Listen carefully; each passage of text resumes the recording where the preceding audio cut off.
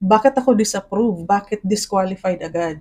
Kaya niya naman daw magbayad ng monthly amortization ni Pagsibol Village. I-explain ko lang po, mahalaga po ang marital status, mahalaga ang appearance ng asawa natin, mahalaga ang pirma ng asawa natin, at mahalaga yung two valid IDs ng asawa natin. Kasi conjugal property, lalo babae ang nag-a-apply, ang pangalan mo, naka-change status na.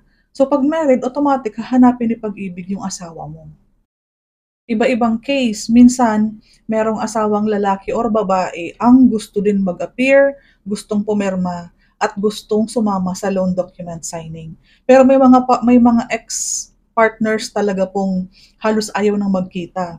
So kung ganyan ang sitwasyon mo, madam, hindi mo maisasama si asawa mo or si ex mo sa reservation at sa loan docs, hindi din po makakapasok ng Pag-ibig yan. Mahirap naman pikiin mo yan kasi hahanapin talaga yung asawa mo, hahanapin yung dalawang ID niya, chine-check pa po ang pirma kung pineke. Mahigpit po ang documentation natin lalo na for Pagsibol Village, any Raymulan projects. Kailangan ng appearance ng asawa mo kasi hihingan niya ng dalawang ID kapag nag-loan docs na sa Bendel. Kaya kahit po afford mo po yung monthly amortization, number one factor pa din po na dapat i-consider natin is yung marital status kasi maka-reserve ka man pagdating sa Bendel, pagdating po doon sa ating developer at hindi ka nakapagpirma, possible non-refundable na yung 10,000 na cash out mo. Kapag yan po ay hindi nakapasok ng Pag-ibig, canceled reservation yan, non-refundable po yung 10,000. Dahil as early as now, ine-explain ko ng mas mahalaga po na as early as now po, okay kayong mag-asawa. Kasi hindi na yan in-explain ng mahaba. Conjugal property, nag-change status ka na, married ka na sa mga papel mo, makikita at makikita sa mga ID mo na married ka. Automatic hanapin yung asawa mo. Sa pag-avail ng housing loan, hindi lamang po yung abilidad nating magbayad.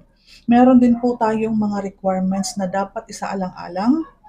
Isa pang reason bakit na-disapprove yung nagkaroon ng previous housing loan nung kadalagahan nila, nung kabinataan nila na na-foreclose. Ibig sabihin, nag-loan siya nung unang panahon pero hindi niya nabayaran ng tuloy-tuloy until today. So na-foreclose yun, nabalik kay Pag-ibig, so may bad record na or blacklisted na ang record. Ibig sabihin, sa isang lifetime natin, one time lang tayo makakapag-avail ng Pag-ibig housing loan. Sa ibang kaso, ma'am, kapag malaki ang sahod at kayang mag-accommodate ng dalawang housing loan at ang salary required niya, pwede pa siya makakuha ng another housing loan. Take note, basta malaki po ang sahod na kaya mag-accommodate ng dalawang housing loan. Halimbawa, sa previous niyang nakuhang housing loan, mababa ang salary required. O let's say for instance, 15,000. Si Pagsibol po is 31,000. If yung SOA, yung statement of account, yung loanable niyan, ipapadouble check pa natin kung yung sahod mo ngayon, yung edad mo ngayon is qualified pang mag-avail ka ng isa pang Pagsibol Village. Na ang salary required ay 31,000. Okay. Yan, pag-usapan natin sa Messenger. Pero, kaunti lang naman kasi ang reason ba't hindi mga na-approve na wala ng trabaho, may foreclose na housing loan, at asawang hindi makakapagpirma or hindi makakapag-provide ng ID. Okay po.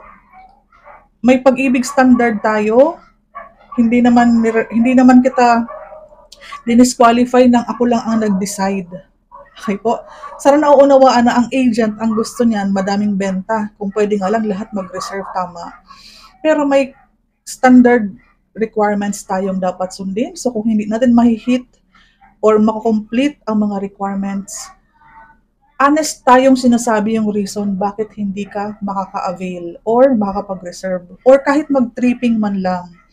Para wag mong masaya ang panahon mo at ang panahon ng agent, sa qualification pa lang po, talaga pong may mga na-disqualify na. In the event na may kapatid kang may trabaho at gusto ng internal arrangement na gustong paggamit yung kanyang Pag-ibig sa'yo, ayan, pag-usapan natin yung mga other way na pwede.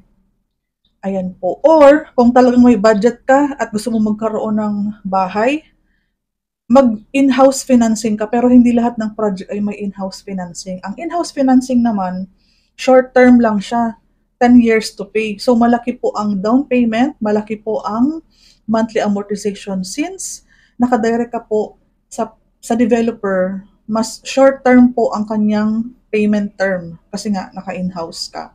So yun lang po ang madalas doon, yung may mga budget, may mga savings talaga na gusto magkabahay, possible silang maka-avail through in-house financing. Again, hindi lahat ng mga developer ay nag-offer ng in-house financing. Sana nakatulong kay ma'am kung mapanood mo po ito. Maraming salamat.